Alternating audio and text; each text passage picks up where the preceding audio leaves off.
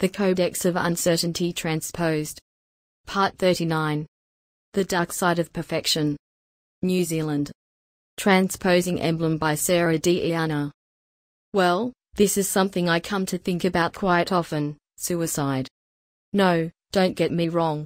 I don't think about committing suicide. What I mean is that I think about suicide as a dimension, a door you open and close very quickly which only people who actually do use that door can embrace. That is it. I find myself thinking about these people, their stories, how they do it and, above all, why they do it. What pushes them to their limits in such a powerful way that they need to be sure to die in the way they choose, and be able to stop bearing the uncertainty of tomorrow. It is the greatest act of destruction toward ourselves because la vita is the only thing we have that we can be sure about. Or it is safer to say is the only certain thing, while we have it. What triggers us to end the most precious of all gifts? It is almost a paradox that the countries with the highest rate of suicide are often also countries with apparently the highest standard of living in the so-called developed world. I have now been living for a while in a country that is known worldwide for its laid-back approach to life, pristine and endless beaches, snow-capped mountains, breathtaking and magnificent landscapes, New Zealand. But probably not many people are aware of its sad record, this silent health epidemic of suicide. From the outside we can only speculate and try to find the possible reasons, so, when I think about it from a foreigner living in New Zealand point of view I can see that being such a young country, the lack of an old historic heritage can play a huge role in the way people feel and live. It is a real challenge to define what culture truly means in New Zealand. The only real culture I can witness with my own eyes comes from the Maori people, from their values and myths, evidence of which can be found in many toponyms around the North and South Island. The European immigrants who have come here since the beginning of the 19th century, largely recruited as settlers, were traditional rural craft workers such as builders or blacksmiths and agricultural labourers. These skilled people came to New Zealand to fulfill dreams of independence through the ownership of land. Obviously, these folks were interested in making a living and settling well in a new country so far away from the one they left.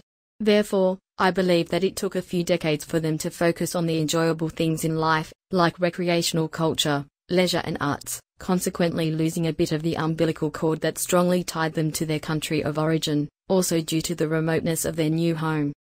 That same geographical isolation and the resulting dependence on imports has created a do-it-yourself culture, which has been a necessity for many centuries, until not so long ago. This peculiar trait has shaped the characters and souls of Kiwis. Kiwi is a native bird and unique symbol of the country. New Zealander are colloquially named after this national icon.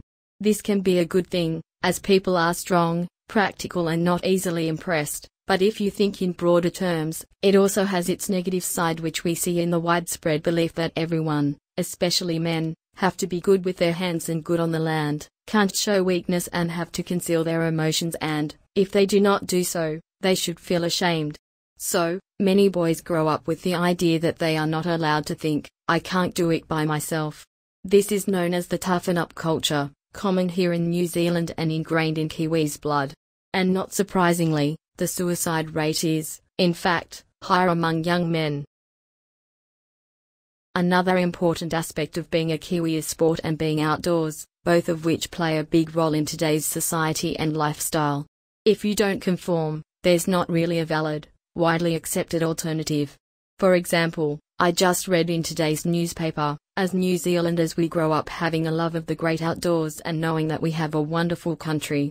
It is something that has to be that way. You hardly need to be anything else. Again, a good and a bad thing. The prevalent culture is centered around the outdoors, the sport, being strong, masculine, stoic, physically fit and terse. It is common to grow up surrounded by a boy don't cry attitude instilled in you from a young age, which in your adulthood transforms itself into you need to value achievement and success, to have tough rugby players as main male role models. This does not necessarily help you find your own way. On the contrary, I think it leads more of us to question ourselves, to ask where we belong, and the uncertainty of a proper personal identity can be perhaps described as an existential void that we are dealing with down here. There is not a huge and diverse culture that works as a protective force and shows us the way, something that acts as a soft pillow to fall back on. I suppose we are still feeling our way through things, and this makes us feel even more the uncertainty of it all, as we haven't found the right combination yet. The sad statistic, and we are talking about 606 people who took their own lives in 2017 alone, that is, one person dies by their own hands every 15 hours, is hard to swallow and even harder to address, but certainly there is a very big lack of access to a cohesive cultural history in New Zealand, a strong reality that can make us all feel less lost. This may all just be a single opinion, but all these Kiwis that became numbers in the statistics must have something in common.